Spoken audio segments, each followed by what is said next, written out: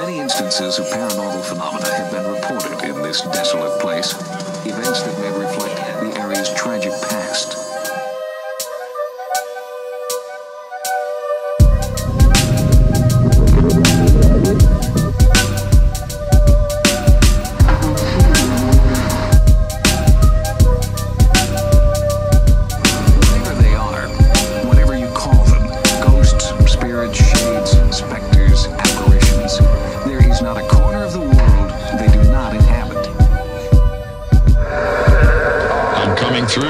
Completely honest. What's going on, guys? Welcome back to the Dangerous Podcast, where we talk all things paranormal. I'm Ken James, and this is Jason McKittrick. Hey, folks. And if you can haunt, howl, or dwell in the dark, we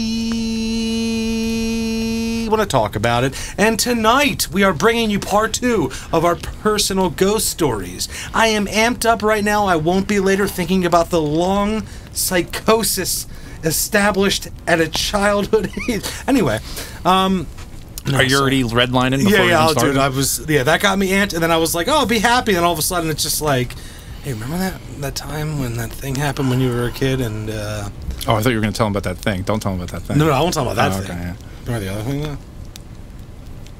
No?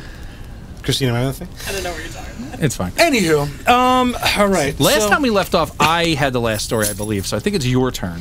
Yeah, and we were in and out of when, we did an episode on the Walnut Hill Street house, and I had famously Beeb, who people thought was Australian, but no, she's from Tacony, has a thick She's her own thing. She is her own thing. Yeah. She is. And we had the episode of different stories, but Jay was around there. He had a couple things going on, but at that house, so I guess we're just going to go right into it. For sure. Yeah. Just dive in, man. Yeah. So we so that house. Good. I was going to say maybe just provide some context because people may have not listened to previous episodes. Okay, so that's actually where I was going. So the previous episode that I'm discussing, it's called Walnut Hill Street House, and it's a house that I partially grew up in between my mom's haunted house in Bensalem and this haunted house in Northeast Philly. So it was purchased, I believe, when it was built.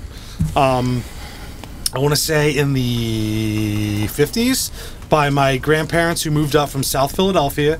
South Philly, those types. And it's the house my dad grew up in, and he eventually moved out, married twice, then married my mother, moved into Bensalem. Yeah. Your mom's number 3? Yeah, mom's number 3. Holy shit! I might have siblings, and she says I don't, but he was setting up franchises. I think there was some nerd bursting going on out there, you know? Ken, I have something to tell you. Yeah. Dad? No, not that one. No. So yeah. Mom? Yeah, Mom? In the grocery store, my wife turns around. But so, yeah. So, Harry. We're going to go off track. Yeah. You're dead. No. No, but, so this house, it was the house that, when it was really built, bought by my grandparents, moved in that my dad grew up in. After the split, my mother and father, he ended up still living there with my grandparents, so we would be there a lot of nights of the week, back and forth after school, because my mom worked and my dad didn't. So, but even when we were younger, sometimes, I remember this one story when my Aunt May would sleep over that my grandpa would call the old witch, and it was the whole joke that she was the witch from Swarthmore. And anytime we passed the one church on the boulevard, the one school, he'd be like, May's up there boiling her cauldron and all this stuff. And, wild story, but she was the best. She was the coolest aunt in the world. She was my great aunt. Grandpa throwing shade, though, huh? Oh, there's some stuff. He was a shitter. It was fun. Oh, he was a pisser. A real one. But, so, I remember I would never sleep over there, and it was rare because they were older. You know, my dad, if he was still around, he'd be like 70-something. My dad was older. So, and my grandparents, obviously way older. Yeah. So, if anyone was going to sleep over, Chris once in a while, because, he's the golden child, Is he? He was. So kind of still is to Mom, but so I remember one story that he was staying in the room that became my bedroom there. Mm-hmm. The one on the right. When the first one on the right. Yeah, the first one on the right. That would be my dad's room, but when my Aunt May would sleep over, it usually was the very back. That was Boyd's room. Right. It was Eric's room before Boyd moved in. That was my Aunt May's guest room. Mm. Now, Chris was sleeping in. Him and my Aunt May were sleeping in there, and then my grandpa. I remember hearing it the next day. Oh, you guys were playing musical bedrooms all night. And they're like, "What are you talking about?" We were sleeping in. You guys were up walking in the hallway all night, and this is before deaths, all that stuff. So they were hearing stuff walking, up and down the hallway all night. And I remember hearing that and be like, and my mom, of course, was like, "What happened?" What's that? That dude, the creep from Between Two Ferns, when he's just like, yeah, right, exactly. That's my mom when ghost stories would happen. So I remember that being a long time ago kind of story as a kid with all the other wildness going on.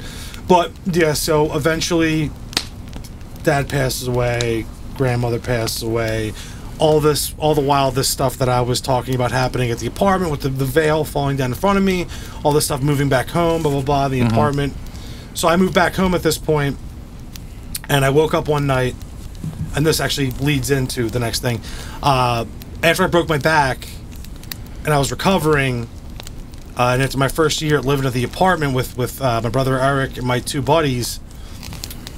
I just couldn't do it. I had to move back home. I couldn't keep up with everything. I really had to recover. So my mom said, "Move back home. We'll turn Chris's old basement room into your bedroom, and you could stay here." And I was like, "Oh, awesome, great." She bought me a new bed. It was awesome because I was going through a rough time. I was recovering from a broken fucking back.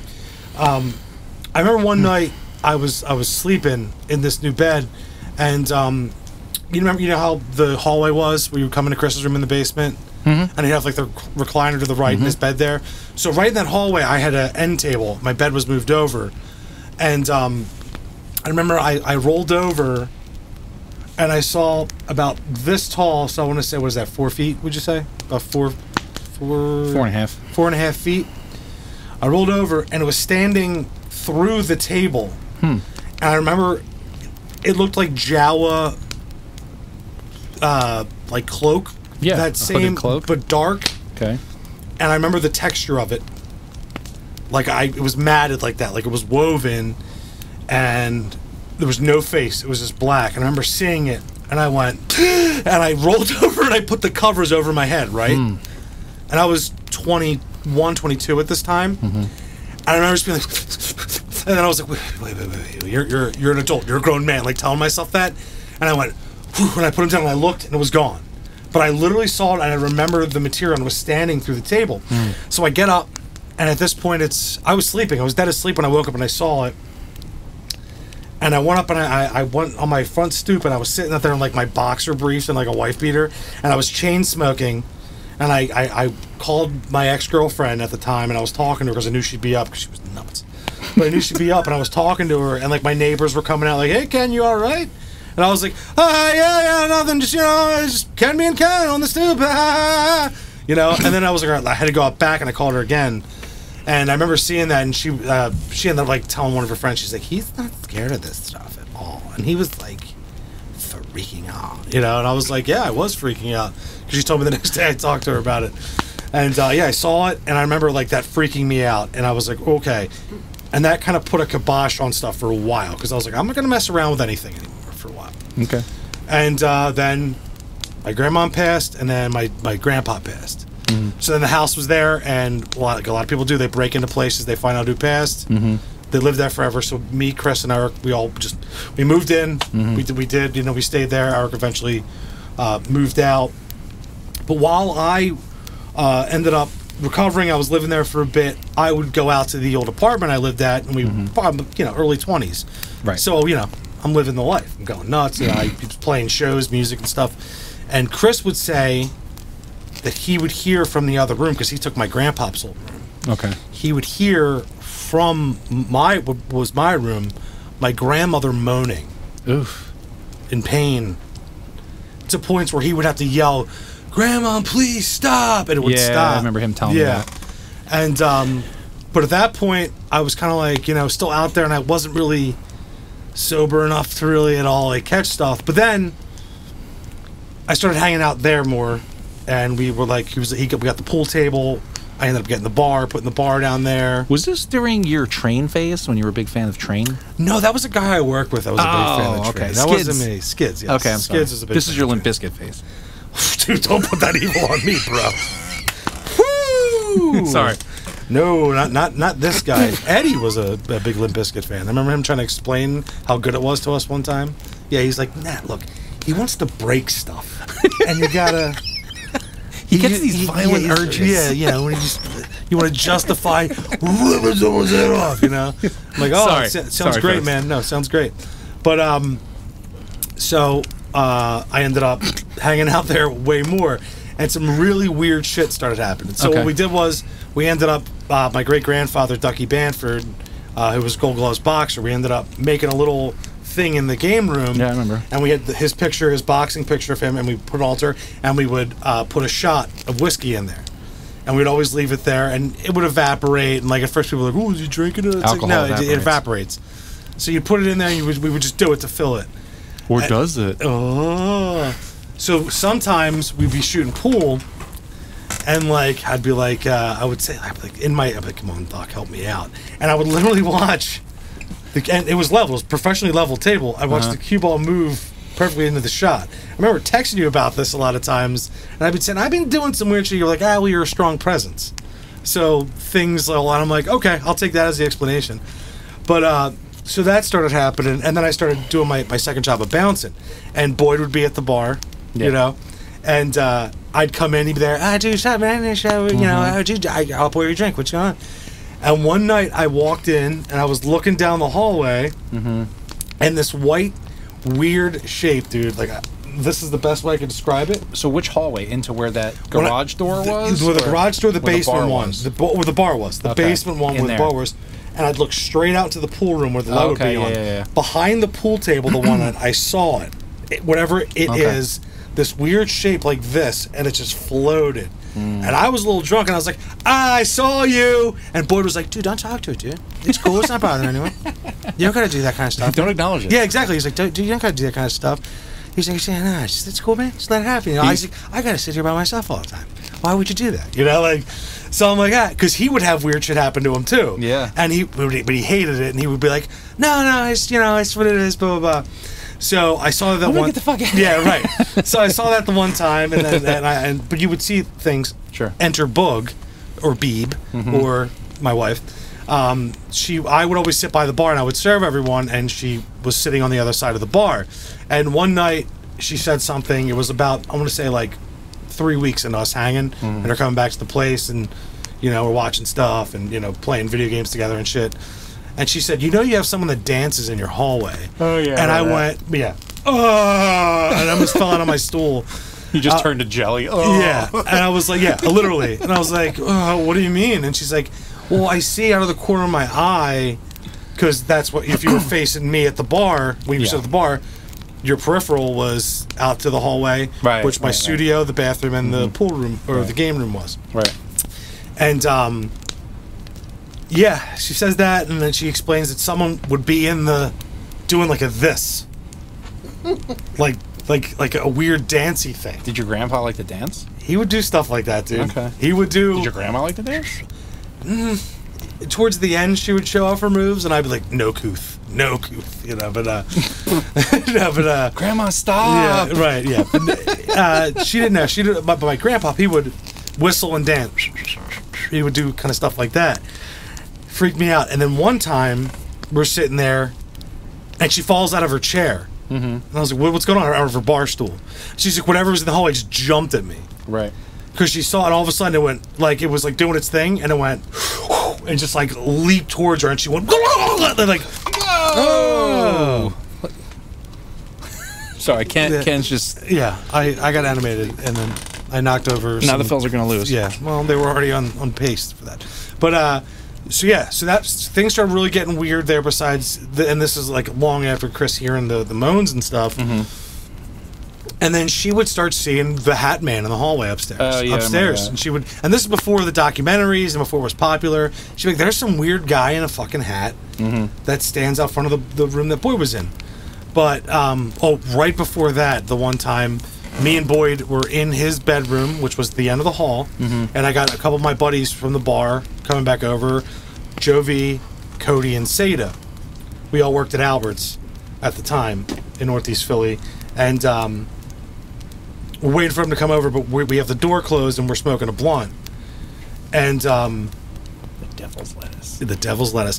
On his bedroom door, we hear knocking on the bedroom door, like right next to me. So I lean up and I open the door, and it's this old thin wooden door. It's like, you know what I mean? Yeah. The one you saw slam closed. Yeah. So I open the door and That far room at the end? yeah. Yeah, yeah. So I open the door and I look I out. didn't see it slam closed. What's that? I didn't see it slam Oh, closed. okay. I'll tell my Okay. version when you're done. So I look out and no one's there, and I sit there for a couple minutes, and then I hear a knock on the door at like the front door, like a light knock, because they know my brother's sleeping and everything. And I just text them, come in, and they walk in, they see me, and I'm like, how long have you been knocking? They're like, just now. Like, and like a couple minutes passed since the knock on Mike's room door. And I was like, is this Chris knocking for us? Because like he's smelling the smoke or something? Right. And nothing. And Boyd's like, don't bother with it, dude. Just let it go, dude. I'm telling you right now, just leave it alone, man. You know, just leave it go, dude. So then we got, I tell them to try, oh, that's weird. And then, yeah, fast forward to Brit, and then just weird shit with the Hat Man. And randomly, you know, Chris's daughter, Leah, would randomly just like freak out, what I know kids do. But like I would come in the room and she would like kind of like wave me off, like something, you know, and then I'd have Kids to don't like, just randomly freak out. I don't know, maybe I don't know, not Probably there saw yet. something. Yeah. Right. Kids don't just So randomly. I would rush in the room, hey, you know, and the mom, you know, Samantha would wake up and come get her, and like, but that's where Britt would see, and that would happen right in that doorway, and we would have all those weird experiences there. Yeah. But the scariest thing that I think, and it's a callback to the episode that my wife experienced. At this point, she wasn't working, and she'd be, you know, we were living downstairs, and right where, like my desk was at the time, was the stairway that goes 2 flights up, and then there was the kitchen. She heard someone on the phone talking, and she's the only one at home. And she heard someone on the phone talking right at the top of the stairs. And I was like, all right, I'll talk to you when I get home. I forgot if I told her on the phone. But right at the top of the stairs is where the old phone used to be, and it was one of those wall-mounted ones. Right. Where you'd pull the ear thing off Yeah. and talk right into the wall. Yeah, yeah. And it would always go right down the stairs. She was the only one there, and she heard an older woman talk. And I was like, you probably heard my grandma on the phone. Yeah. Like, Residual. talking, residual haunt. And that was fucked up. That was fucking. And I got home and I told her. She's like, I don't want to be here alone anymore. I'm like, well, Shut up! Yeah, I was like, well, you're gonna have to, be, Yeah. or I'll kill you. You can sit in the yard. Yeah, right. But you know that was kind of the most stuff that I can recall happening there. Besides the other stuff that we went in depth with over there. But yeah, like weird shit, like the balls moving on like this professionally weighed table. You know, Chris was down there with like the liquid leveler, like still fucking perfect, you know, all the time. Yeah, I only had that brief encounter. It's not even an encounter. It's just I was upstairs. I went upstairs. I think we were training that one time. And I came upstairs to get my bag because I left it on the kitchen table, the one up in the corner. And I just happened to look down the hallway at that door, Boyd's door, and it just went like this, closed. I was like, okay. I think I told whoever it was, I was like, have a good night, and then I just went downstairs. Yeah. That was it. It wasn't, Yeah. it wasn't anything major. What's weird about that, and that's why I might have said, what's weird about it is it closing slowly, because if the windows were open, it would slam if there was a gust of wind. Yeah, there was. It did Yeah. not slam. It was very. Deliberately like, no, Yep. not you. I'm getting changed into my other death shroud. Yeah, yeah. Yeah, but there was weird vibes at the place, man, and you know, Yeah, no, totally. two of the Elder Jameses died there. Yeah, it's who knows what happens when The those other things occur. right down the street. What? My grandmother, she passed at the The hospital? It was like a hospice basically attached to Okay. Nazareth Hospital. That's right there. That huge hospital. Yeah, so like right next to it, they would have actual like Is that still open? rooms. Yeah. That hospital's enormous. Oh, it's huge. Spooky hospital. too. Oh, dude, I just brought my wife there the other. Oh, that's night. where you went? Yeah, but yeah, so she died right down the street, and maybe she was making her way back. I don't know. Well, I think that goes into that category of we have residual haunts, which I think, Is the gene rub? yeah, exactly. Yeah. It just it wears away at the fabric of whatever you. For some reason, whenever things are repeated, and depending on what it might be, it leaves some kind of a stain or a residue or something. Everywhere I live, you're just gonna hear. Yeah. That's what you're gonna hear from me. Snapping towels in half. I don't know. Disgusting. It is disgusting. It really is. Guys in general. And it's socks. No, it's a blanket. Oh, for you it's socks? Yeah. Really? You still do that? No, I'm saying back in the Oh. day. I don't know. You had your love sock. Right? Oh, yeah, that's right. You don't ejaculate. Well, Well, right. Excuse me. Sorry, special guest Christina with us. I don't want to be on this show in this capacity. Yeah. All right, so I got to go back a little bit because there's something that I kind of Yeah. missed, and it's small. And it was when I first started hanging out with you guys, and you guys, I got fascinated by Eastern State Penitentiary. Yeah. Yes. We went that first time, and I remember just like, look, what the hell is this place? And I, was looking up the history, whatever, and we went back again, and I think it was the first time we actually went inside, which was, I don't remember, did we just do the tour? We met up with you. Yeah, you were there already. We met up with you. We went on the regular day tour. Okay, that's what Steve it was. Buscemi in our ears. Oh, yeah. So I remember going through that, and then, like, I don't know if it, like, The tour guide was a dick, and we asked about the hauntings, and he's like, some people. That's right. Yeah, and he was like, they do a Halloween thing if you're that kind of person. Yeah. Right, and then someone gave him the Olympic slam, and then he got bulldogged. Yeah, and yeah. then we both gave him the And then we started barking in his face like we were stone cold. Yeah. It was awesome. And we gave him the 3D, and then you did the psycho look. Yeah. And you just sat there. Yeah, I like, sat there for a while. Yeah. that all happened. Yeah. No, I remember. I just want to bring it up because it was very vivid. Like after we went there that first time, like I don't know if it's just my imagination, but it was enough. I figured I'd bring it up. I had this really weird idea afterwards that like I had this. It wasn't even just a dream. It was just like I had this idea that like I was a guard. I was there and I got killed by inmates. And it was very vivid. And it was like this was the 1940s, maybe 50s, and I can remember what I had packed for lunch that day. It was just weirdly vivid. It was just like a boom. Like, how you got like, you get like Yeah. Yeah. I was just like, ugh. Once again, that place is made entirely of stone. Yeah. Stone tape theory. And that one guard who was. And then I killed found out and later there was dismembered, a yeah. guard that was fucking dismembered. I Yeah. was like, holy shit. So I don't, whatever that was. And I just want to bring that up because we were talking about Eastern State, the last one. I was like, oh man, I forgot that because Yeah. I remember that was my first year staying in Philly and like it was my first year of college. And I remember laying in my apartment scared. I was like, what am I scared of?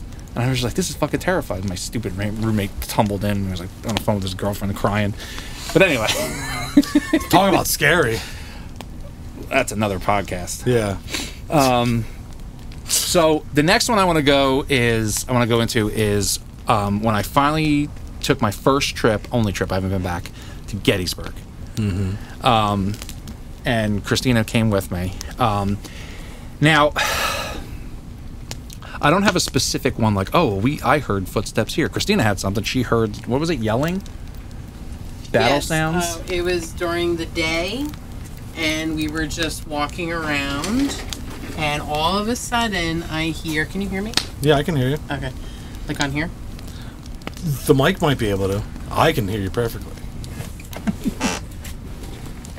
Here, just bend over. I'll cup your butt. Daddy. Can you move it closer? You're good. Yeah, you're good. It's So loud we were mic. walking around in the middle of the day, and we were sightseeing, and the woods, there was a patch of woods, and all of a sudden I hear yelling, and it sounded like teenage boys. That's the best way I can describe it. And all these teenage boys were yelling, screaming. And this was on the battlefield. We were touring.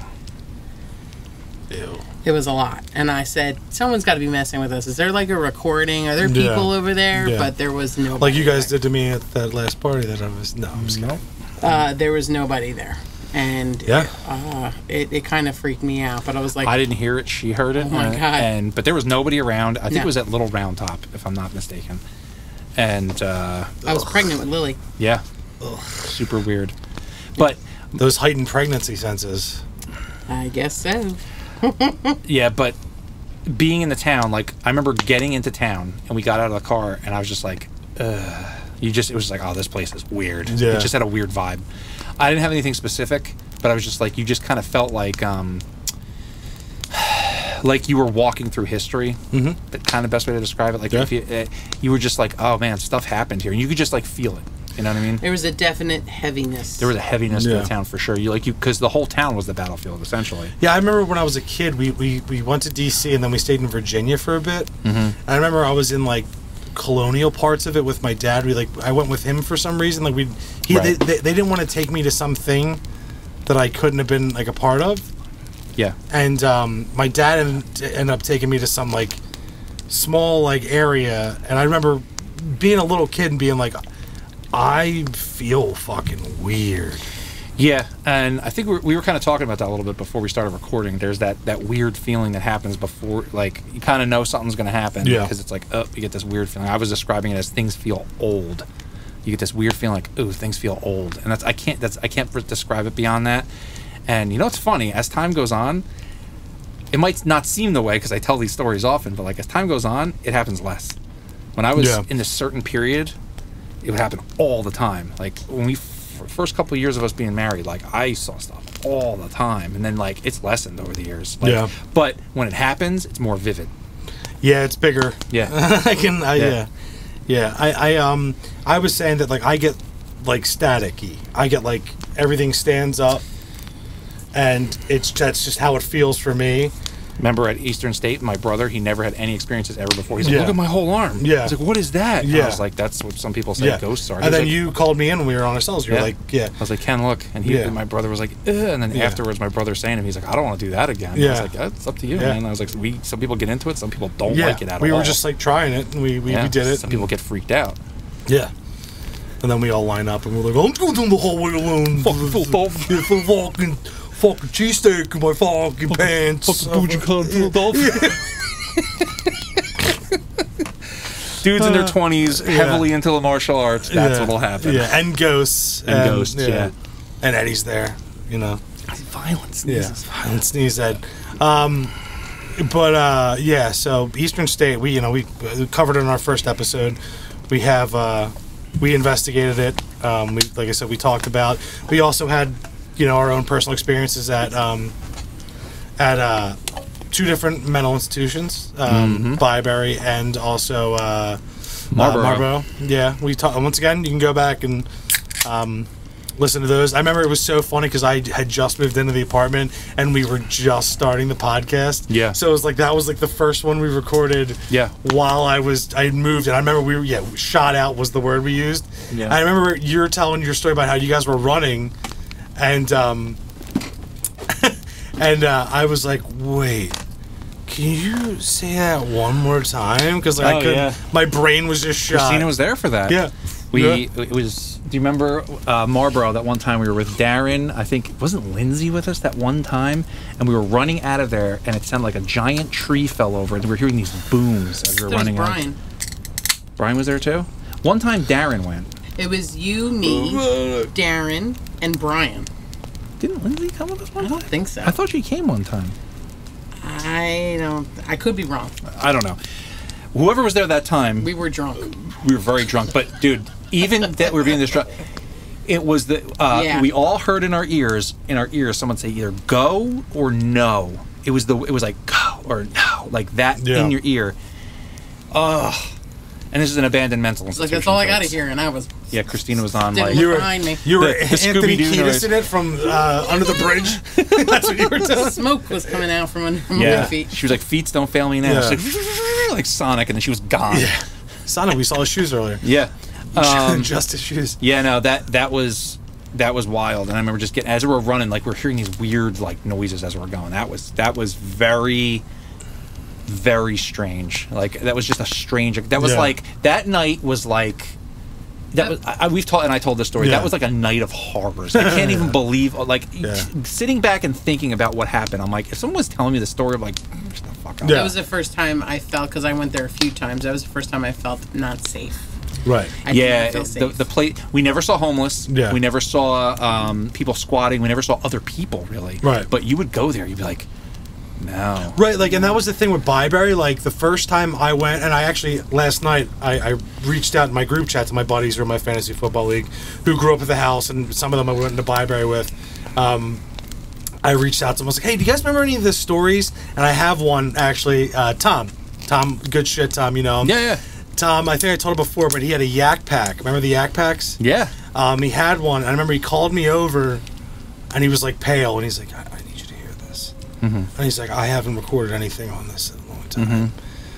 And he played it, and it was like, and he would look at me. He's like, what is it? You know, he's like, you know this stuff. What is this? And I was like, I don't know, man. It's a demon. It's You're fucked. You're done. Dead. Dude. It's over. You're dead. You're dead. Yeah, you're dead. You're dead. But no, I remember that I told him last night I would tell. Dead. Yeah, I told him last night I would tell him the Yak Pack story. But I confirmed with Sween too, the legs up the stairs and the stuff on my desk. Yeah. I confirmed that with him last night.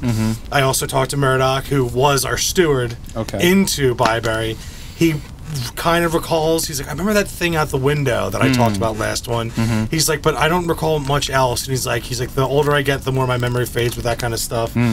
But we went into Byberry, and the scariest thing was when we broke open the door, like it was like, you know, a big piece of wood that was locked in. Yeah. When we got in, we pried it open, we got in, someone hammered us in. That was scary as shit. And then me and Tom, who went along with a bunch of other people, there was video, I wish we could find it. Me and Tom were scared as fuck, dude. You could see it on our faces, not because of the ghosts, because if we get caught, our mothers, our very Italian mothers, will kill us. Yeah. So, and it's written all over our faces. So years later, we go to Murdoch, and like at this point, we're like 1920. Like, Murdoch, get us back in. You were in 1920?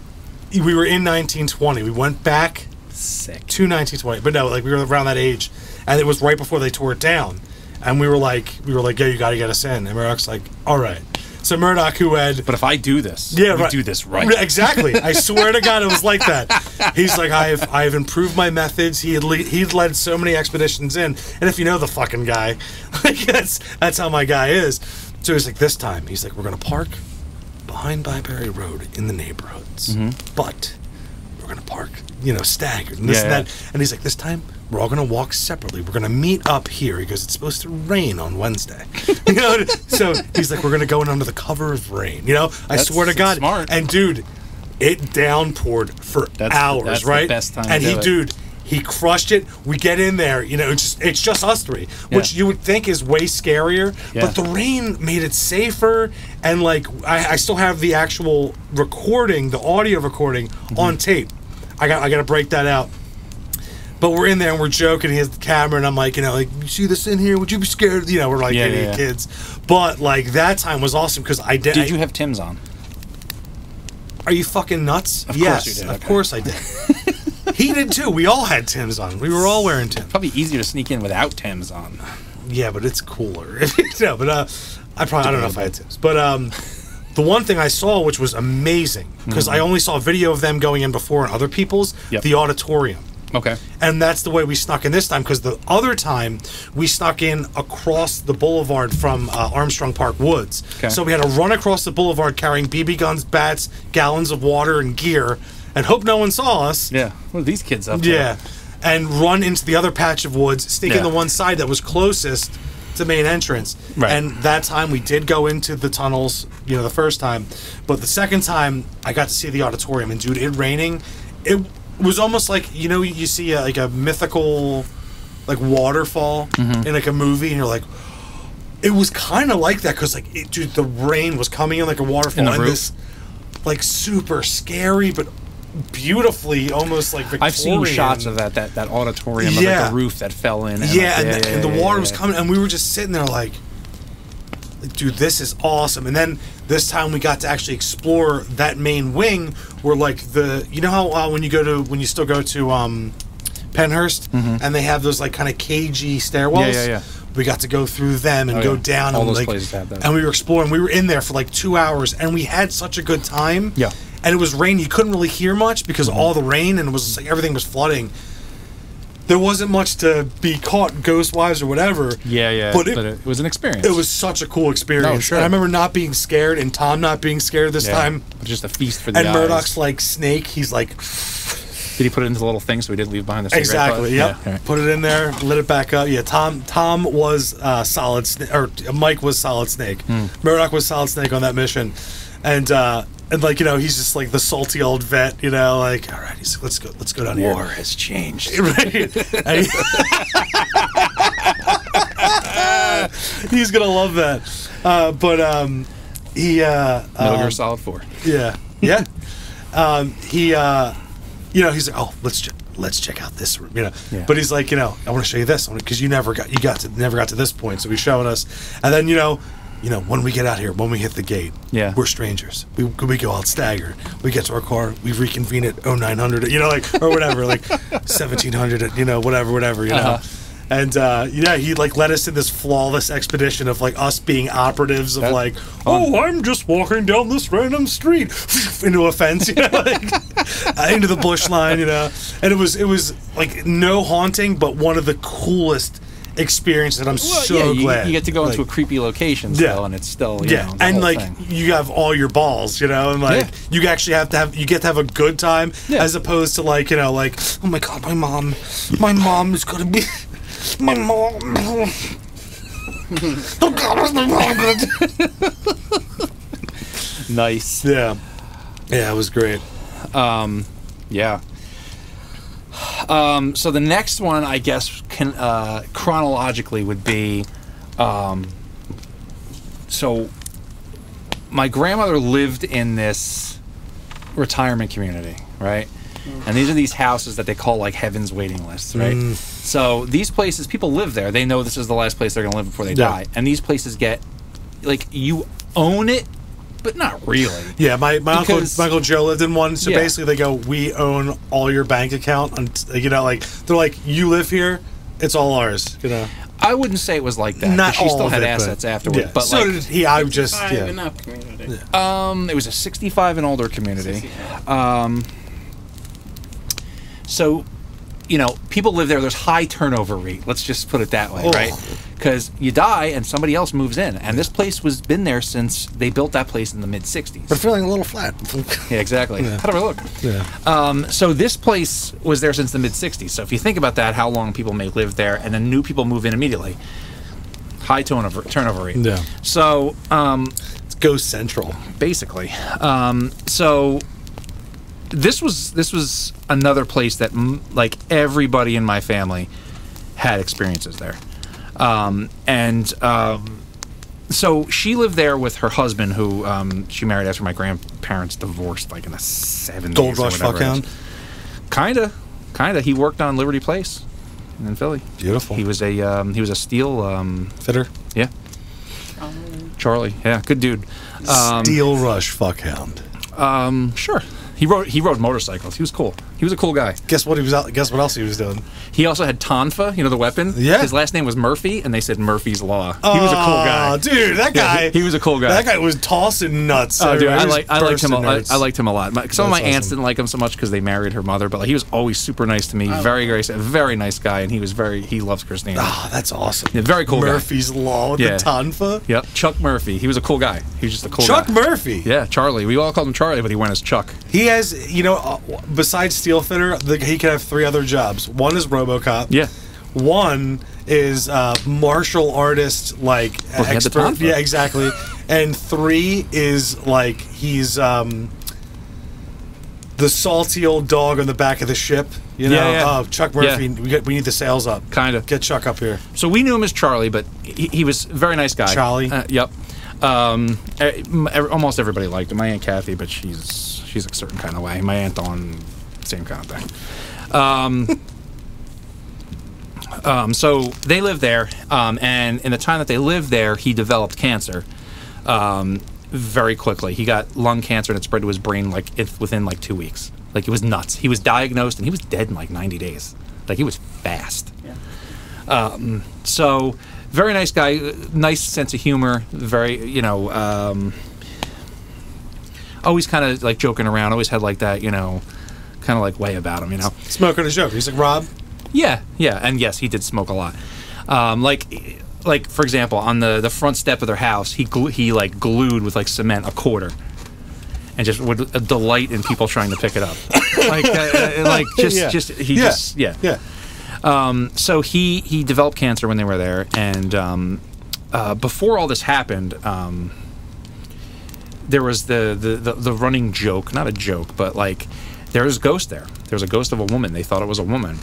You would just be sitting there, and you would hear somebody walk through the kitchen. It would just happen. And my grandmother had this little dog named Kelly. Remember Kelly? Mm-hmm. This little. So there's the kitchen, which was separated by this window, and and it was a little an L shape, and there was a dining room here, and then there was half wall. Yeah, it was a half wall, right? Okay. There was the dining room was here. There was a hallway here, and the kitchen was here. So the kitchen, you can come in this way, or you can come in this way. And on the wall of the kitchen here, there was this picture frame that had shutters. Now, Kelly would not go, the dog, would not go in this way, ever. She would only come this way to her food bowl, which was the long way. If you tried to pick her up and bring her into the thing, she'd fucking spaz out, wouldn't let you pick her up. Didn't like the area. And randomly, my mom took a picture there one time, and there was a pink orb in the picture. I know orbs, but it wasn't your classic, there was a pink... effect is the best way to describe it. On that same wall was this picture frame, and multiple times you'd just be sitting there, and it would just close and then open again. Just closing would be one thing. Okay, maybe it's not centered, maybe the hinges are weird, it's not hanging right. It would close, and then it would open back up. My grandmother said that it was a woman. I don't know how she knew it was a woman. She said she just had the idea of what she looked like. She was Web of lies. No. Maybe she said that it was she was a shorter, overweight lady with very short hair. I was like, oh. And then I don't remember how she knew that. She didn't tell me, and if she did, I don't remember. But that was that. So Charlie, he gets the cancer bad.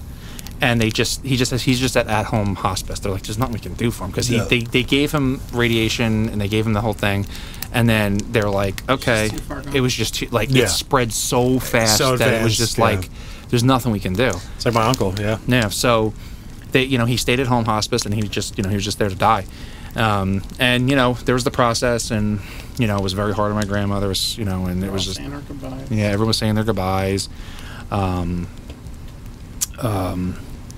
There's this pair of scarves that my grandmother gave one Christmas. Grandma gave me a scarf. It was red, like a what's that pattern called? Red Christmas pattern. Yeah. Oh, buffalo plaid.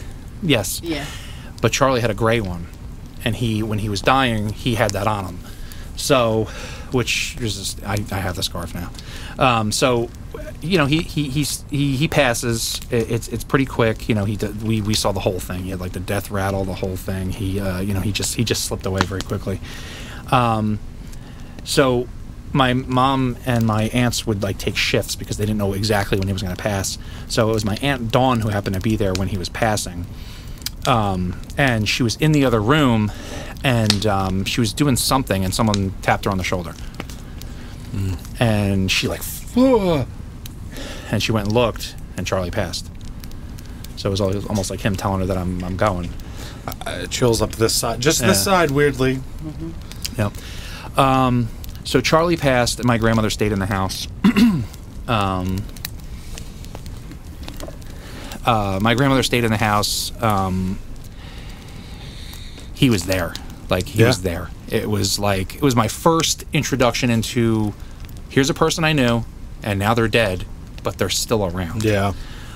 Which is kind of, I told the story, a couple times about my grandmother, and that's another story. But I was there because she just wanted people around. Yeah. So, I would be home from college. She'd be like, hey, I need someone to paint the trim in my hallway. Yeah. The trim did not need to be painted. But I was like, my grandma just wanted people to be you around. just get over there. It's like, you eaten? Yeah. She would make me food. There's beer in the fridge. Drink. No, they didn't drink. Okay.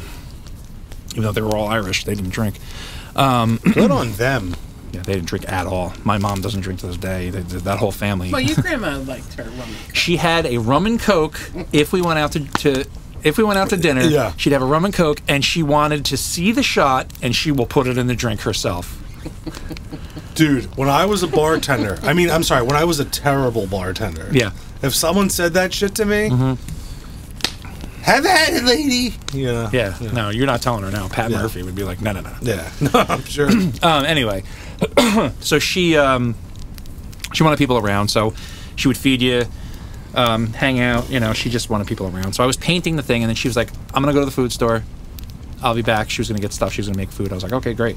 So I'm painting the trim. I'm on my knees painting the trim, and I hear the front door open and footsteps walk in. I was like, "Oh, that was fast." And I turn around, nobody there. I was like, "Okay." There were some other weird things that occurred there. I don't remember them all very clearly because it was just I'm kind of the opinion that like when that stuff happens, but then there's also a lot of emotions flying around because there's a death, like it's hard to pinpoint it. Yeah. You just get this weird thing that occurs when there's a death like that and you're around. It's like all these things are happening. Yeah, you just try to mark a thing. You're like, remember that for later, and you don't even know what time. What you remember, it could have been within a 3-day period. Yeah. And it's for most people, I'm sure the first death you see is usually a grandparent, and it's the whole thing, and you go through it. It's the first time I ever saw my grandmother cry. She was a tough lady. Well, I'm just saying. I know. So that all happened, and then last time we had this episode, I was talking about the experience when my grandmother died, which is something I go back to a lot, and I know it's a broken record. It's a monumental thing for you. It was for everyone that was there.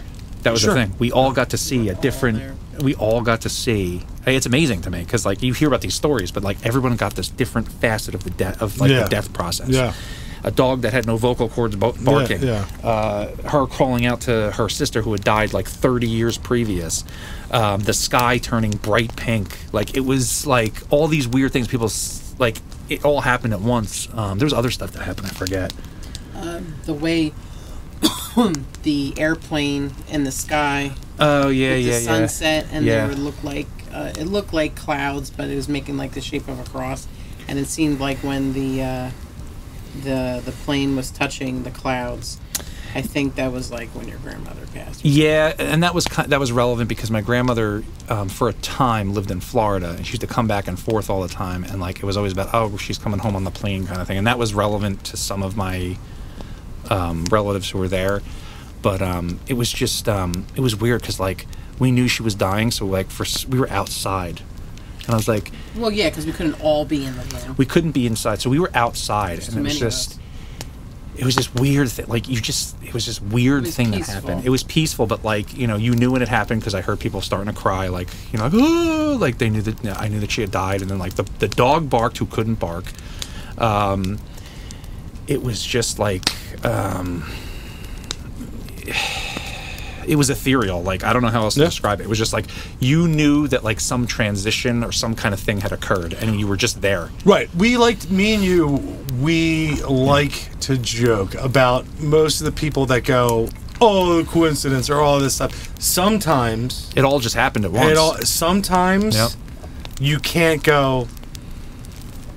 All right. Well, and that's why the last thing that happened is because like.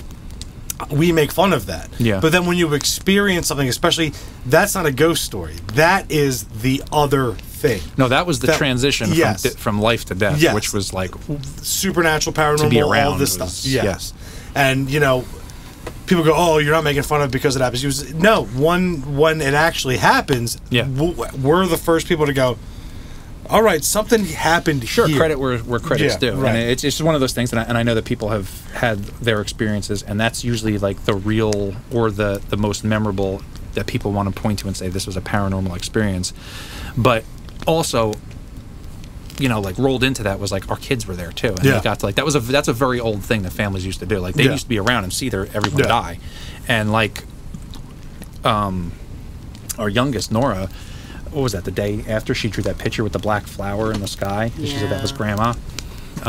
She was drawing people. Everybody was a flower. Yeah. And your grandmother was like a dark Yeah, it was, and she just came out with it, and like, Well, that's probably too why people would do that back then. Oh, yeah, because no, you would get that shared experience, and it would Yeah. show you their look. we got whatever very your- fortunate. Whatever and your I'm happy. religious belief, Yeah. whatever your, I don't care. Whatever, we're Yeah. all fellow souls on our journey to the grave. Dickens, whatever your belief. When something like that The happens, Dickens out of people. Exactly. No one Nobody gets me.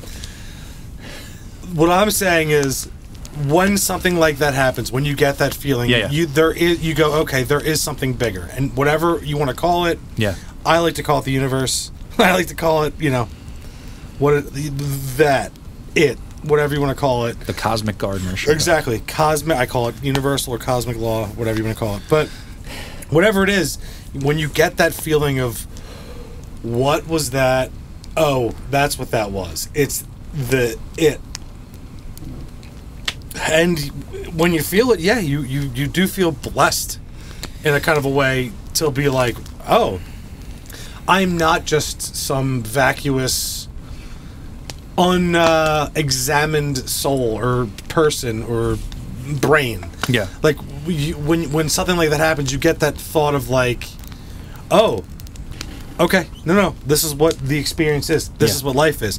Beginning, the end, the journey in between, and then when you're around and everyone on that journey in different paths has that feeling, it's literally, it is the most powerful thing because it just, it's not even a gut check. It's a train hits you. Sure.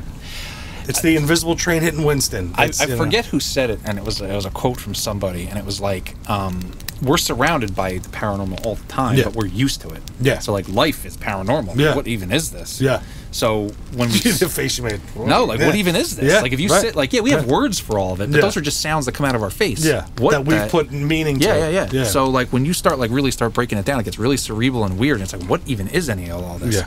So when you do experience these things and things that are somewhat more rare, then you're like, oh, you get reintroduced to like the paranormal or supernatural side, whatever you want to call it. Ethereal makeup of Yeah. the joined collective consciousness that Yeah. that is like this river of whatever we are in. Yeah. That's not time. It's this dimension that we understand. Yep. It's that weird flow that leaks in the side, Yeah. and like you kind of can like, oh, for a second. Now, on the Put other your hand of finger that, on. when you're around like the death process, which is like it's profound, you're like you feel the weight of it. Then when you're around when the birth process, it's just as but different. It's like the other side of that coin, but it's like there's like whoa, like you get like oh my god, like it's like you see, you know, when our daughters were born, every time it was like oh my god, like you like. You're part of that process too, because like these two people came together and made this thing. I know this is corny, guys. I'm sorry, but like it's the other side of that coin. And No, I you're just wonder like, what that's gonna be like. I don't know. Love at first sight. Whenever it happens, I don't know when that's gonna be. Love at first sight. Love at first sight. Expand upon that, because like we do so much talking about the afterlife, and we do so much talking about what is that weird thing when you have the touch of that. I, for one, would like to know what it's like when the other side of the coin comes, and from a mother, you know, what do you think is supernatural, feeling wise, about that? Well, a lot of people talk at love at first sight in a romantic way. And if you believe in that, you know, I think that's all, you know, nice and stuff. But Cute. for me, love at first sight happens when you see your children. Right? Is the feeling almost like It's like, oh, there you are. right? But like, I've been waiting for you and dreaming of you. but is it almost? Do you almost feel like not just like with like this is the person that you created? Do you think like is it like a soul like that you create, or like a part of your souls come into that? I don't know. For me, it was just a mystical, spiritual connection that was just there from the very beginning that became finally physically realized. Right. So When you see that person, when you see that baby for the first time. but there are feelings. You think like you said, like mystical, spiritual. There are feelings of that. There like, was for in- me. Yeah. I can't speak up on everyone. You are everyone right now, so knock that off. No, But yes, for me it was, for sure. For sure. A beautiful moment. And I wonder what that is. I wonder what that is, like the electricity that we're mostly made of, water and electricity. And then something grows in you that's made out of water and electricity. And then it comes out of you, and it's another being brought to life, made out of water and electricity. That sometimes doesn't stop talking. Yeah, right. Well. But you love him anyway. Right. That's the wild thing. And, you know, I love... These are the kind of conversations that we don't do too much here, because most of it is making fun of people that go, like, a ghost punched me or something. But, like, there are other sides to the paranormal and the supernatural and stuff. Like, Jay obviously said a little bit ago that, you know, we're surrounded by the supernatural. We're just used to it at this point. But then when the other things happen, one might say the other dangers. But when the things aren't dangerous and it's just, like, these moments of just grand realization of collective consciousness, connected energy, like when you feel something and you and another person feel something at the same time and you both know it.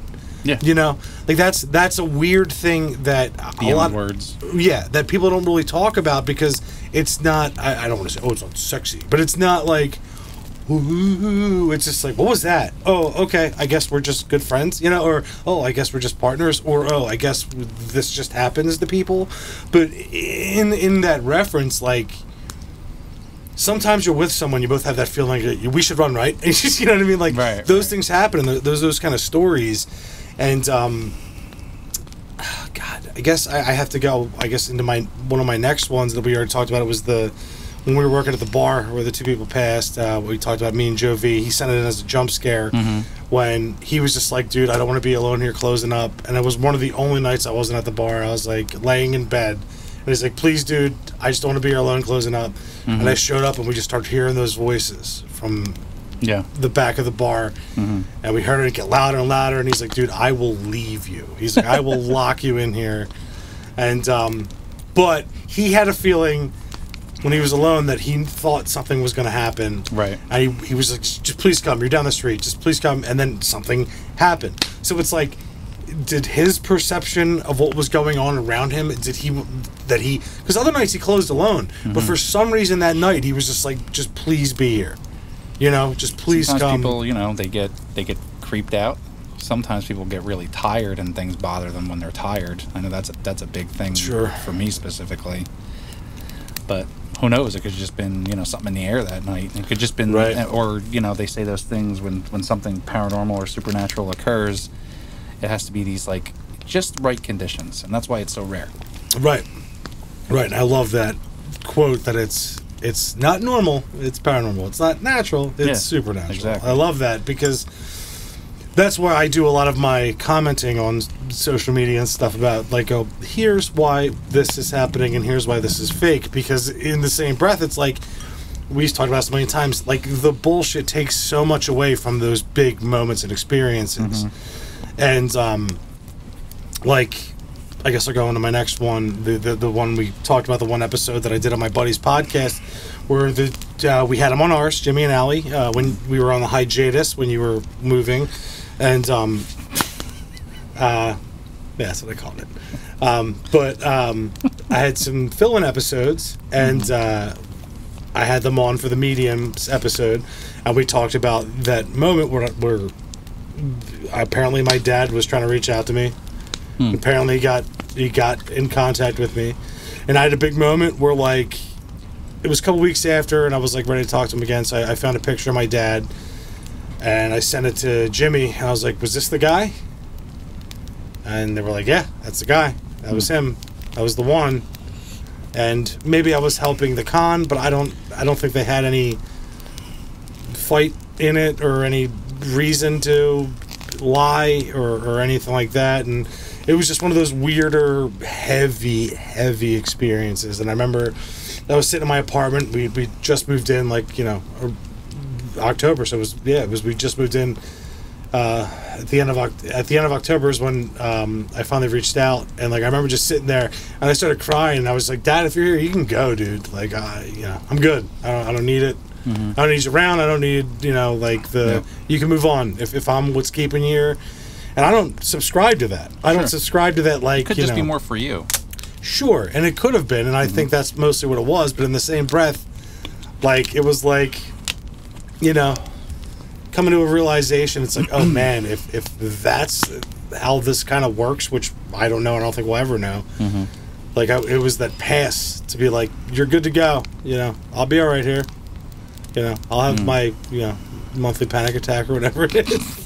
And Depends how many Lovecraft stories we do that month. yeah, right. Those are different. Those ones are different. But yeah, no, I you know, and it was funny because like that's why I was thinking like maybe some part of whatever energy that you when you create a being sticks around and you're tethered to the other side, and maybe that's why your experience, so many people had their different experiences, and collectively why they used to do it.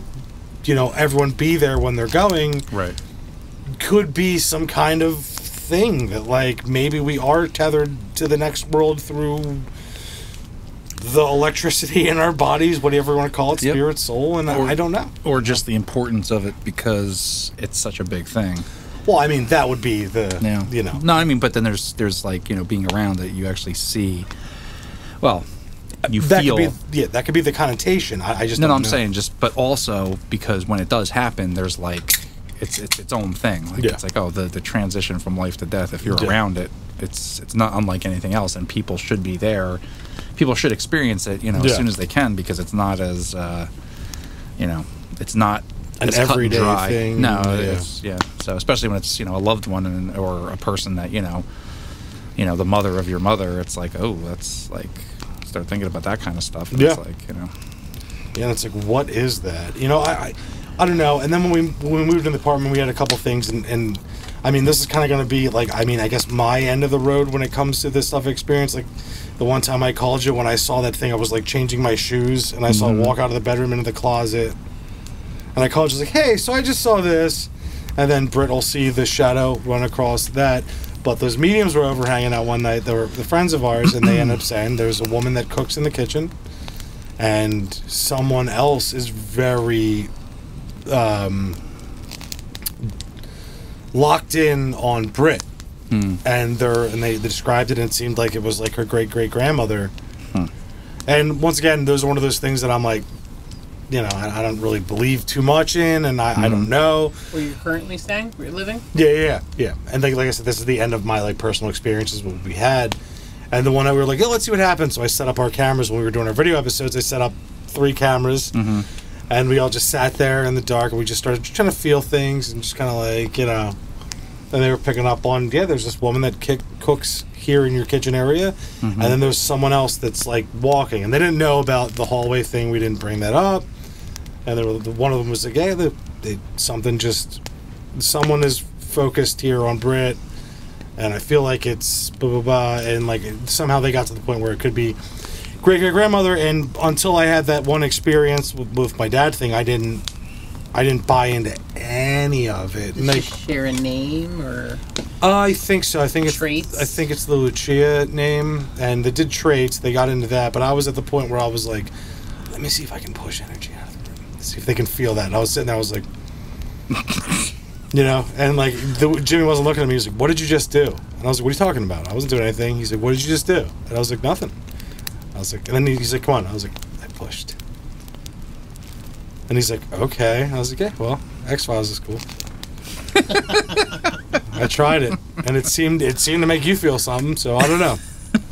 Gave it a shot. It's wild. It's wacky. It's the wacky, wild world we live in. And but things are beyond explanation a lot of times, and we sit here and we try to put our finger on notions and ideas. And I mean, if you wanted to go to kind of one of the last things that we talked about here of what was that? Well, I got to touch on George Road a little bit. Sure, because yeah, no, Christina's please, here. please. She I saw stuff. That was just the end of mine, and I'm going to you make take this over. a bundle. Yes. This will be the last stuff. Bundle it up. So, the day that we moved in there, Yes. we both were driving over there, but we were in separate vehicles. Yes. You got there first. I may have been coming from work. Okay, you got there first, and correct me if any of this is wrong. and you saw somebody go into the house. Yes. And I assumed it was The realtor, I Al. think. Al. Yeah. Yes. Yes. So I think you called me or texted me or something, and you were like, "There's somebody just went in the house." I was like, Yes. "Oh, it's probably Al or whatever." Right. So I waited for you in the car. Yep, she waited in the car. So, and I was like, Smart. well, I was like, all right. Safety first. I was like, I'll go look. Just wait a second. I'll go look. And that's when I've told this on the story on the podcast before. door was But locked. the door was locked. I opened the door, and as I opened the door, there was conversation occurring, and it just stopped. Yeah. And there was nobody in the house. Nobody in the house. That was the House of Voices, because Yeah. it would happen at weird times. There was the mumbling radio voice that we would hear. But remember when we were wrapping Christmas presents the one time? And we're Yes. sitting by the fireplace in that Yes. downstairs area, and The living room. Yep, and it sounded like the voice of like an old lady, kind of, who said hello, and we were just like, What was that? yeah, middle of the day. I was like, okay, Your mom definitely had. yeah. My mom had. She would say, "Your friends are up. We're up last night." My mom doesn't sleep. My mom is like hardcore ADHD. She has even she's on medication. Even being on medication, she has hard time sleeping. She has hard time focusing. Sometimes it's hard to even talk to her because she's so. Yeah. Her mind's like a pinball machine. So a bit. It can be exhausting, but I love my mom. So she would stay over because we would go places. We would come down to Philly. This is when we lived in New Jersey. Yeah. And she would watch the kids, and she's up. So she was like, she would just tell us, she's like, "Oh, your friends are up. Your friends were up all night." What? She heard people walking upstairs all night long, and this is in that same room with Yeah. that little fucked up door. Yeah. In that little room that had the mirror hanging on the ceiling with the candles and the whole thing, that whatever occurred there, and that was the same room where the voices came from. Yeah. And that- I never went in there. Yeah, well, it spawned a hashtag for a while there. Release the tapes. Yeah, I it was like it wasn't the Mike Boyd thing of like, oh, just don't talk to it. It's just like I was just busy, man. Yeah. Like, and like you just whatever that phenomenon was, it's some kind of phenomenon that happens. I don't think it was an intelligent thing. I don't think it was actual people. I think that the house was old enough that enough people had lived there, and there were I imprints. think it was from the 50s. Yeah. So Goes back to our they don't make them like they used to kind of thing. no. Material, yeah.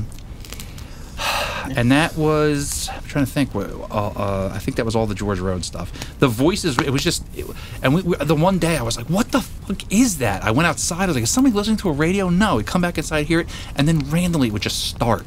And it was like someone had talk radio on. I was like, what the fuck is this? But it was coming from that little room. And they had a mirror in there. I think they were probably trying to do what's called scrying. And I think if a portal is a thing. Might have hit a nerve, Yeah. We had- A vein. They might have got up in there and did Yeah. something Yeah, to the and ghost world. Spider-Man did. We had Yeah. it propped closed, Yeah. so because the door would just open. On Yeah, its own. the first night there, it opened. That door opened by itself. This door was against carpet. You had to pull it open. It didn't open. It didn't swing. It wasn't Yeah. like a free swinging thing. You had to pull it open. Well, that's one of the last things I want to say though. Before my last thing, Yeah, literally, yeah, like you just said, Yeah. where things, or a couple minutes ago, where the older you get, the fewer and far they are between, but when they hit, they're more vivid. That voice I heard here, yeah. the reason it freaked me out so much is how vivid it was, and we went through the whole thing, Yep.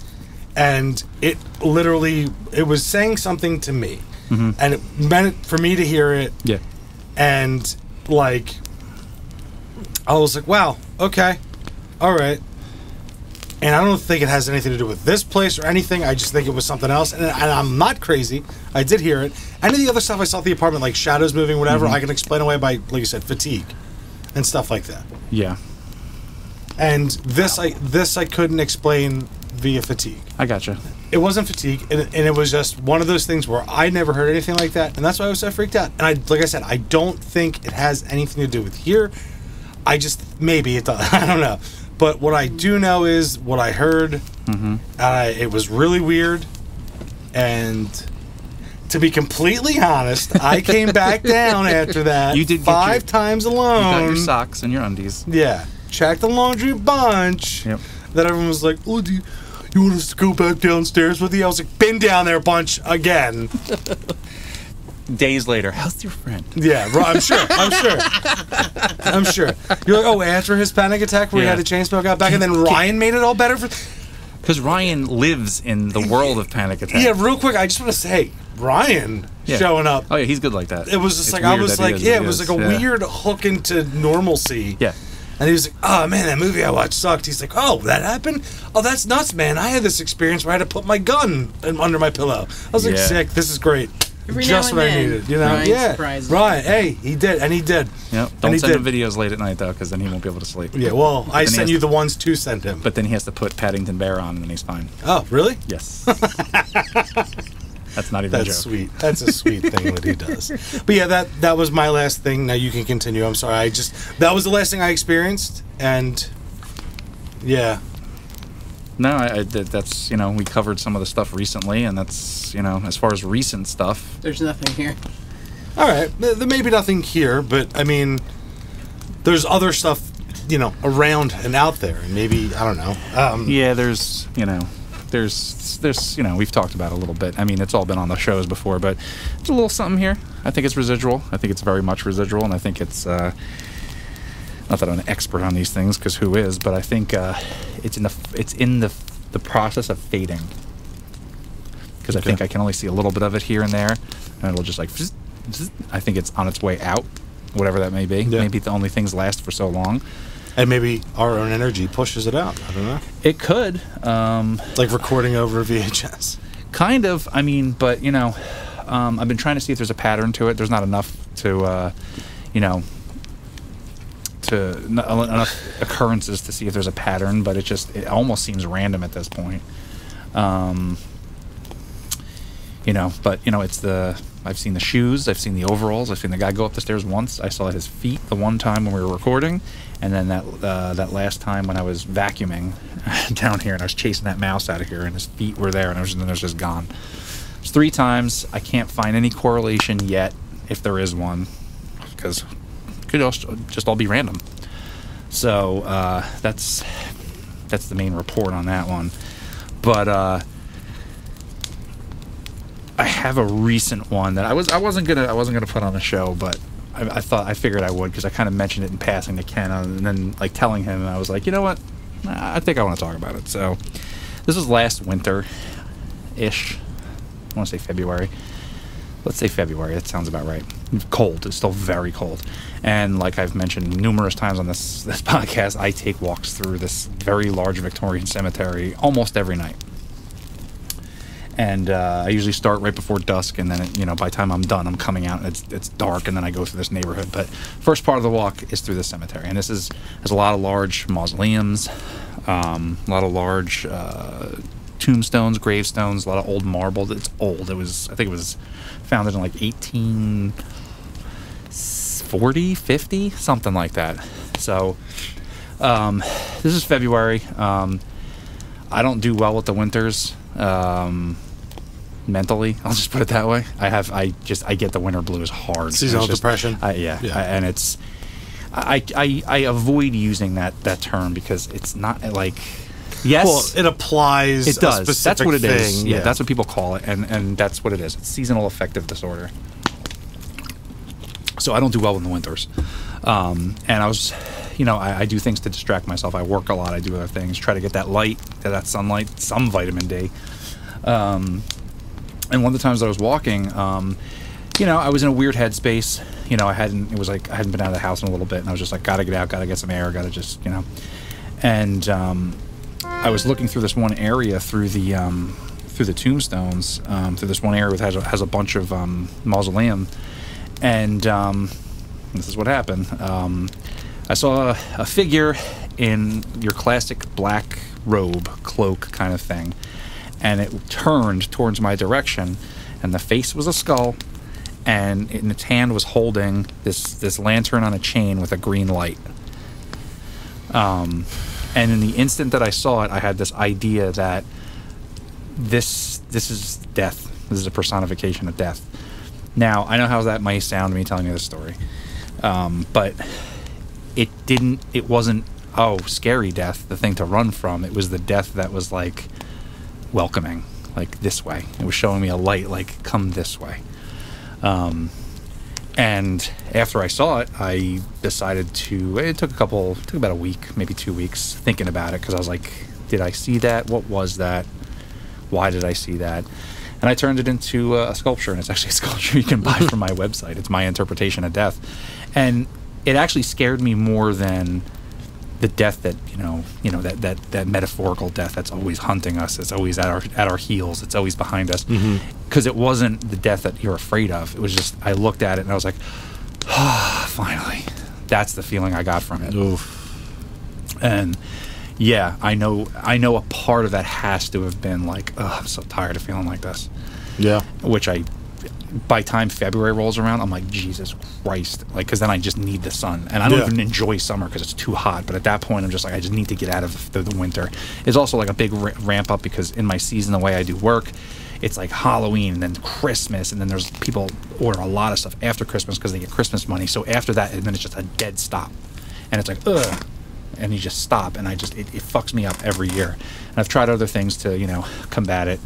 Getting a cat helped, by the way. Our cats help, because, they just... Hey, man. Pets are great. Yeah. And our cat's super chill. So... The craziest thing, though, is, like, when you first passed by, you were like, oh, there's a person there. Yes. And then when you looked, it turned towards you? So it was looking like this. I was like, oh, there's a person out there. I was like, that's weird that there's a person out here. I was almost like, look at this, a black robed person in a cemetery. Yeah. How stupid is that? Yeah. And it was turned this way, and it had, the arm was like this, and it was just like, and that was it. And then it was there, and then as I kept walking, I was like, what the fuck? And I looked, and a mausoleum passed between me and it. And as I came past again, where it was just gone. Yeah, now the thing where it's like your feeling of like, yeah. It's funny. It seems to me like maybe it was focused on something else at that point, and you were just passing by, and it was like, oh, who can say? You die, grandfather. No, I don't know. A lot of that, like the more I think about it, maybe a lot of that came from in here. Yeah, and maybe it was just, He pointed to his head, ladies and gentlemen. Yeah. Because, I think anyone that's a creative in any form, you live in your head a lot. So when that just keeps going and going, and I'm in the season where I just cannot, I'm just like, I can't wait for winter to be over. But I like winter at the same time. It's what it is. No, I get it. So when that did happen and I had that feeling, the instant feeling was, like I just said, was relief. Like, it was literally like, like a welcome friend, like, oh, finally it's over. Like, that was the feeling. I was like, ugh. And then I thought about it days later. I was like, ew, that's terrible. And I felt good that I saw this, this personification of death. And then it's funny because a couple days later, and I hate having to bring this up, but a couple days later, Christina's watching Harry Potter, the Deathly Hallows movie, and there's a line where it says, where it welcomes him as a friend. He welcomes him as an old friend. I was like, ugh, and it like fucking hit me like a fucking nail in my chest. I was like, ugh. And it was like, oh, that's what that means. Like, and like, not that I didn't realize it before, but I was like, oh, that's what that is. Like, you're running from this thing at the whole time. It's like, well, why? It's gonna happen anyway. Yeah. And it just the stress of running could make you get there faster.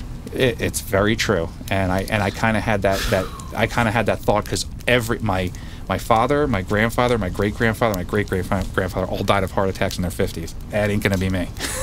Mm-hmm. So I was just like, you know what? There was a relief to it. So I don't know if that was my own psyche or whatever you want to call it, like rationalizing things and putting it all together, because I'm an image-oriented person. I'm an artist. So like maybe you just put it out there. But then the other thing was like, who knows what is out there? Maybe it was some supernatural thing or some kind of thing that was telling me, hey, I'm going to appear to you as this, so you realize this. Yeah. So it was weird. And then accompanied with that, and I don't know if this goes together and it's just stuff in my head, but after that feeling and after I'm not seeing it, the stars were very bright, and then I just realized how cold the stars were. And that was my thought. And I was just you were like rust coal at the end of kind of. And then I was on my regular routine. I went out, but I changed. I went out the gates and I walked up to Wawa and got a coffee. And I was like, yeah, this is better.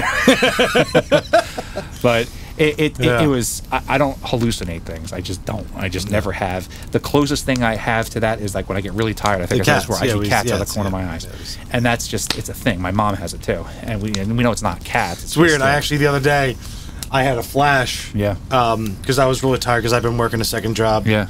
Recently and. Other things are going on, which I'll update people. But a couple weeks. But I laughed because I was like, oh, yeah, there's the cat thing. Yep. And I know what it was because it's not a cat. No, it's not. Blurb. It's just it's a blurred movement, and they're dark, and it's down here. Yeah, and I saw it. Someone explained it to me or I read an explanation what it is. Well, so also too, if you have high blood pressure, panic attacks, one thing you get is you get these flashes in the side. Oh, interesting. Yeah, and I was getting them for a while, and then what I would do is I would do vinegar shots.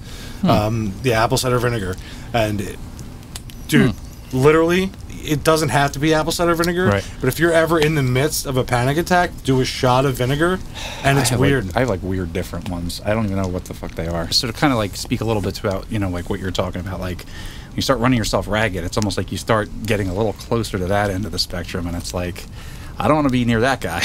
Yeah, yeah. The old cosmic gardener, as I like to say. Yeah. And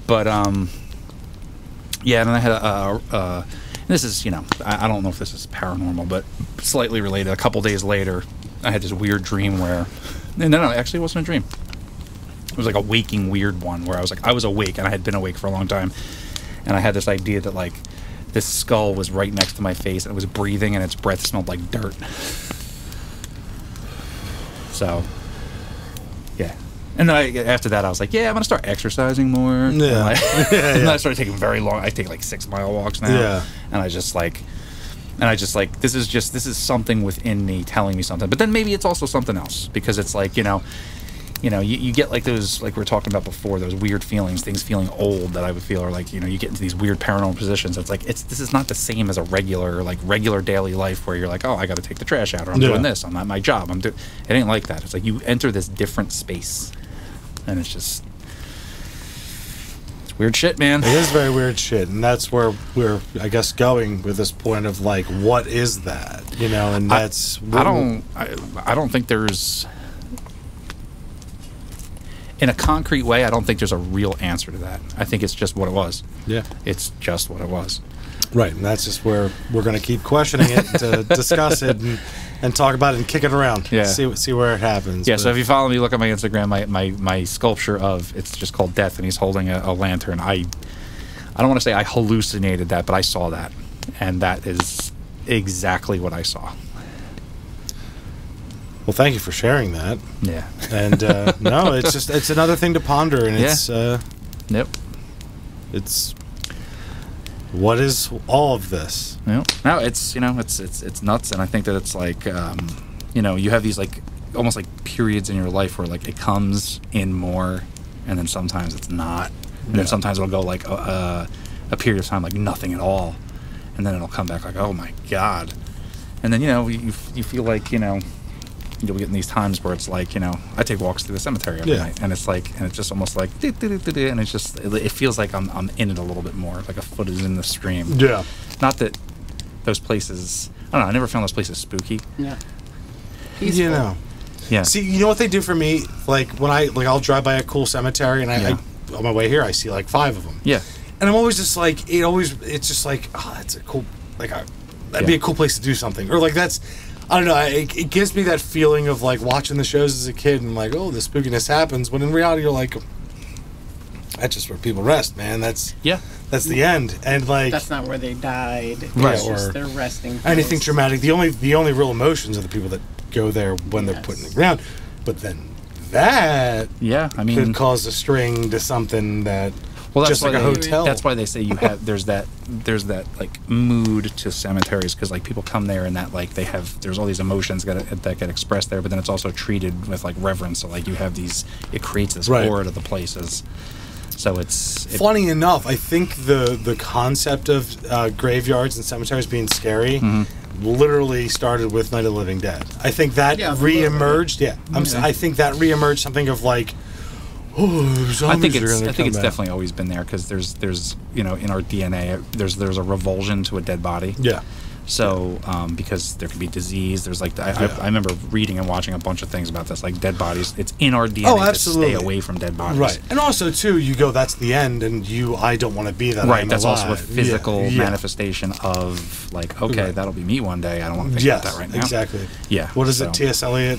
As am I, so shall you be. Oh, that's a medieval inscription. Right. Well, I'm way just before T.S. I'm just Eliot. saying that. Oh, okay, but what T.S. Eliot said used that in one thing that we actually talked about one time on the deck. Yeah. But no, that's the thing. That's one of the things that I want to talk about, like, or end this, because we're closing up this chapter of part 2 of our personal ghost stories. But like I guess you just have to call it the or the unnameable. That like the stuff that's out there that just happens, that isn't like a ghost or a demon, as Zach Baggins would say, but just one of those things that is just like, what is this? It's an X factor. Yeah, like what is unknown. this? Like you like feel like sometimes when the air's that thing, you could like pick it up and it's like gack. It's like Color. I had the Orange. I had the bright green. I had all of them, dude. Yeah. I was like, Mom, I don't have a dad. Give me all of them. Within like 2 days, covered in air. Oh yeah, dude. And you just Carpet fuzz. make the fart I noises love in there. just poking my fingers Yeah. and making the fart noise. Yeah, I know. I know all about that. I had the slime and the gack. Oh, Because the slime was in a different shape. Literally anything I wanted, I'd be like, I don't have a dad. So I feel so bad for my mother. But I'd be like, he died though. Yeah, and I don't have Yeah, and these I figures don't on have the back of the package. I don't have every one of these Star Wars toys, and they're here right now. But you know what's not here? The dad. Yeah. Yeah, I'm not blaming you. Yeah, I'm not blaming you. All your hard-earned This- money to have us eat, Yeah. and all of us to eat, Yeah. and your sanity. Yeah. Some of it has to go towards these toys. Let's just throw all that out. Yeah. And just get me these toys, and you know what's gonna happen? You're gonna be really happy. Yeah. You know why? Because I'm gonna have all these toys. Also, that video game system I want. Yeah. It's Mother's Day. Yeah. You're gonna drive me to Philly and get me the Dreamcast. Unreal. On Mother's Day, you made me do Yeah, that? that was bad. And Insufferable. Well, it was all of us, and I was the one sent because I was the youngest. okay. It was the one. They had the Japanese Dreamcast that before the American release. Yeah. Place on Common Avenue had it.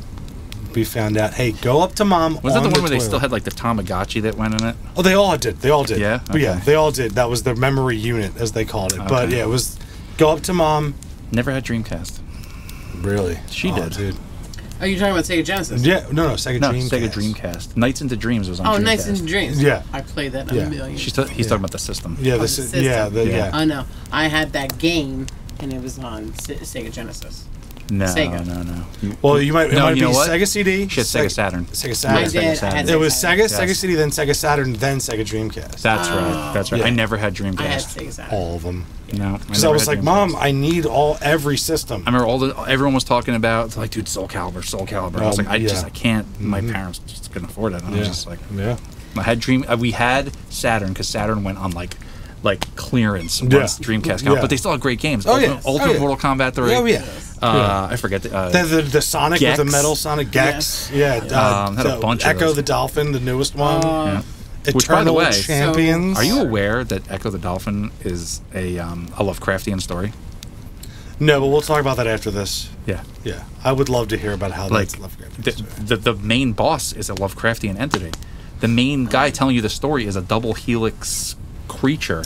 I don't even remember. He travels through time Okay. and meets his former Oh, self. I knew I couldn't get past a couple stages. Yeah. Once you get to like the end stages, there's like Cthulhu's. Yeah. Like, they're floating around the. I don't even remember. Yeah. Lion King on Sega was the hardest game ever.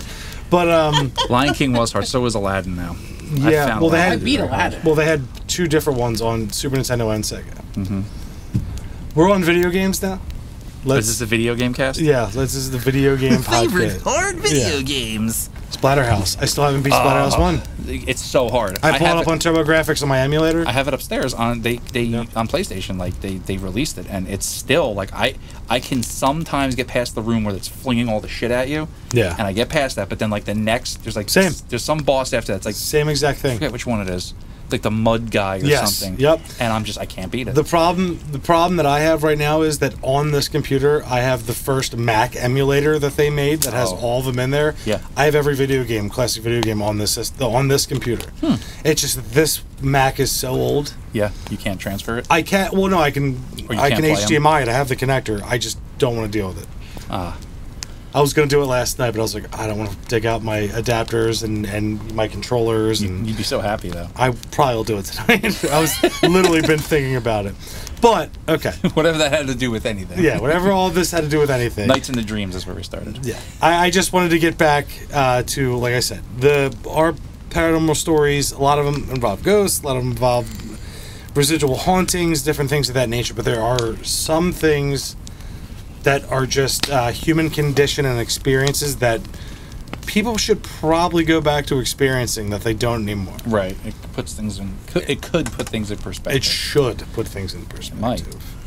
And when you let go of I don't know, those communal experiences. Yes. With that, we don't really do too much anymore. Exactly.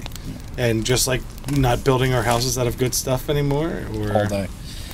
Yeah. It's all screens all the time. All staring into black mirrors. Yep. Yeah. Yep. Not good. I'm reminiscent of a man who once touched a mirror while he, thought he was looking at a monster, and it was himself, The outsider. the outsider. Good call. Right. Well. All right, guys. We drifted off there a little bit about video games and stuff because you know what, we are fighting the idea of what is to come. Yeah. And we just got to remember that look around you. Try to stay as positive as you can, and in the bad times, sometimes the supernatural reaches through the veil and grab you. It can happen. It can happen. It will happen. It does happen. Especially around here. Yeah. Also, go to Spirit Halloween and hate it like we did on the last episode. It's really fun. But, all right, guys. I guess for this episode of Other Dangerous Podcast, I've been Ken James. And I've been Jason McKittrick. And Christina. And as always, have a spooky evening. Thank you for listening to Other Dangerous Podcasts. Have you encountered the other dangers? If so, you can email us at otherdangerouspodcast@gmail.com. And if you'd like to have a discussion about the paranormal, you can find us at Other Dangerous Podcast on Facebook and Instagram. There you can find submitted pictures, videos, and artwork from listeners. We are now streaming on YouTube, Spotify, Apple Podcasts, and anywhere else podcasts are streamed. And after listening, please don't forget to like, share, and subscribe so we can continue to bring you the other dangers.